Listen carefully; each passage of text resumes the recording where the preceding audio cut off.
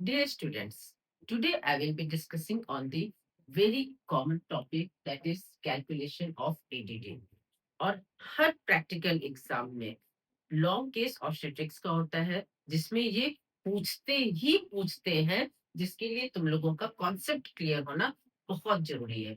और जब case present करते हो तो उसमें ये कैलकुलेशन ऑफ एडीडी के लिए प्रीवियस मेंस्ट्रुअल साइकिल पता होना चाहिए, लास्ट मेंस्ट्रुअल पीरियड और ईडीडी। केवल ईडीडी मत बोलना, जब भी यूज करना don't use the abbreviations, always use the full form like the previous menstrual history is, her last menstrual period is, her expected date of delivery is.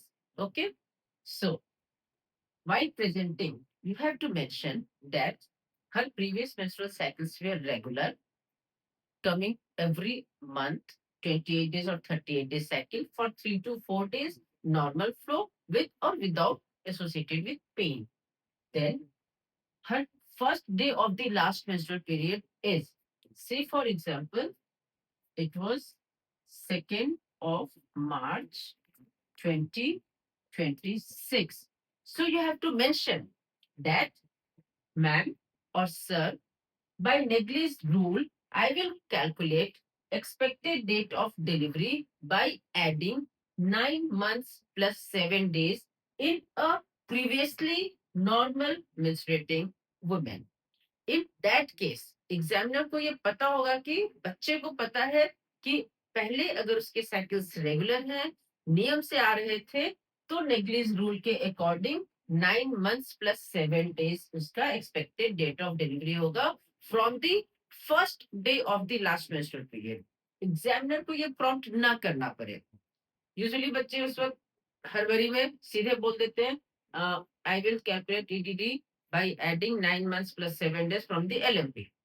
LMP में ये बोलना जरूरी है कि first day of the last menstrual period, and also you have to mention that in normal previously normal menstruating women. क्यों? क्योंकि अगर उसका पीरियड इरेगुलर होगा, अगर मान लो कि हर 21 डेज में आता है और नॉर्मल 28 डेज की साइकिल है, तो ओव्यूलेशन का तो टाइमिंग फिक्स है, luteal phase 14 days before menstruation, तब ओव्यूलेशन होता है बिकॉज ऑफ एलएच सर्ज। तो हम लोग जो एक्स्ट्रा डेज हो रहे हैं उसको ऐड करेंगे। लाइक 28 डेज की साइकिल में अगर उसको 21 डेज में आ रहा है तो 7 डेज ईडीडी में ऐड करेंगे। और अगर उसकी साइकिल डिलेड है, 35 डेज में आ रहा है या 45 डेज में आ रहा है, तो 28 डेज से जितना डिलेड है उतना मैनेज कर देंगे to get the accuracy in expected date of delivery. So in this case she is normal menstruating 3 to 4 every 30 days regular cycle. So you will add 9 months and 7 days. So this comes to be 9, 12. So by Negley's rule, if her first day of the last menstrual period was 2nd of March 2026, her expected date of delivery is 9th of December 2026. Okay, 9 months and 7 days. Again, in case of IVF, these days, because of increasing maternal age, late marriages, they are conceiving late, and we see many cases of infertility wherein patient has to undergo IVF, where there is transfer of the oocytes, okay, at zygotic stage. So, in that case, we calculate the exact date of ovulation, that is 14th day. Here we don't take the LMP, okay, because you know when you have transferred the gamete, so you will add 266 days in on the date of transfer. Date of transfer.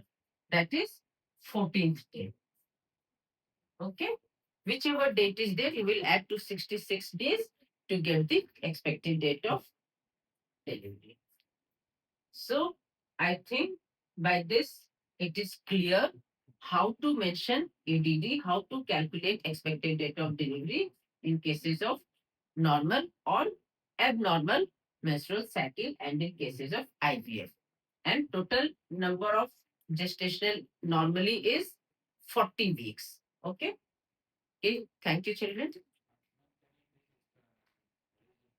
Yes.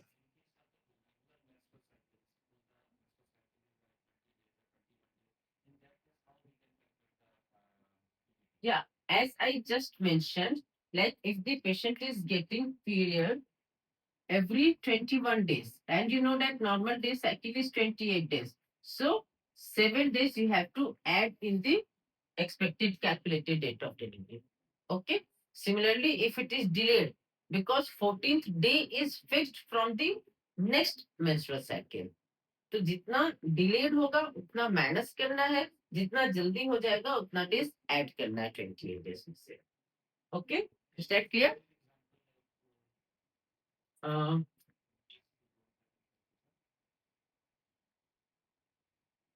Okay, say if she is getting cycles every 21 days and you calculated as 9 months plus 7 days, now you have to add 7 more days in this. That should come around 16th. Okay. Yeah. Okay. Thank you, students.